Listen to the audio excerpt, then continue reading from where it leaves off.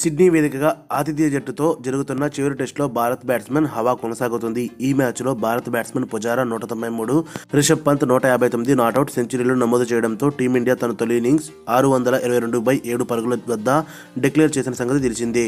ముఖ్యంగా ఈ సిరీస్లో టీమిండియా యువ వికెట్ కీపర్ రిషబ్ పంత్ తన ప్రదర్శనతో ప్రత్యేకంగా నిలుస్తున్నాడు. అటు కీపింగ్తో పాటు ఇటు బ్యాటింగ్లోనూ అద్భుతమైన ప్రదర్శన చేస్తున్నాడు. తాజాగా సిడ్నీ వేదికగా ఆస్ట్రేలియాతో జరుగుతున్న చివరి టెస్ట్ రెండో రోజు ఆటలో పంత్ చేసిన కికప్ విన్యాసం అభిమానులను ఎంతగానో ఆకట్టుకుంది.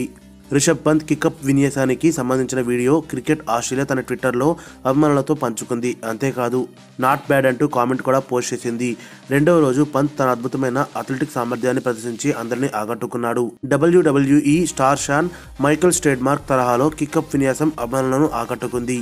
ఆటలో భాగంగా రెండవ రోజైన శుక్రవారం ఓవర్నైట్ స్కోర్ 303/4తో తొలి ఇన్నింగ్స్ని కొనసాగించిన భారత జట్టులో రిషబ్ పంత్ సెంచరీతో చెలరేగాడు. దూకుడుగా ఆడిన పంత్ తక్కువ బంతుల్లోనే సెంచరీ సాధించడం విశేషం. 138 బంతుల్లో 8 ఫోర్ల సాయంతో రిషబ్ పంత్ సెంచరీ సాధించాడు. తద్వారా ఆస్ట్రేలియా గడ్డపై సెంచరీ సాధించిన తొలి భారత్ వికెట్ కీపర్గా అరుదైన ఘనత సాధించాడు. ఇప్పటి వరకు ఆస్ట్రేలియాలో భారత్ వికెట్ కీపర్లు ఎవరూ టెస్ట్ సెంచరీ సాధించలేదు. తొలిసారి పంత్ ఆ ఘనత సాధించాడు.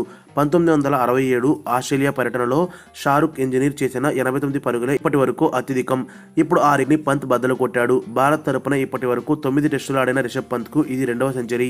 గత ఏడాది ఇంగ్లాండ్ పర్యటనలో ఓవెల్లో జరిగిన మ్యాచ్లో పంత్ 114 పరుగులు చేసిన సంగతి తెలిసిందే. అంతేకాదు జెఫ్రీ డూజాన్ తర్వాత ఇంగ్లాండ్లోనూ ఆస్ట్రేలియాలోనూ సెంచరీలు చేసిన పర్యాటక జట్టు వికెట్ కీపర్గా రిషబ్ పంత్ నిలిచాడు.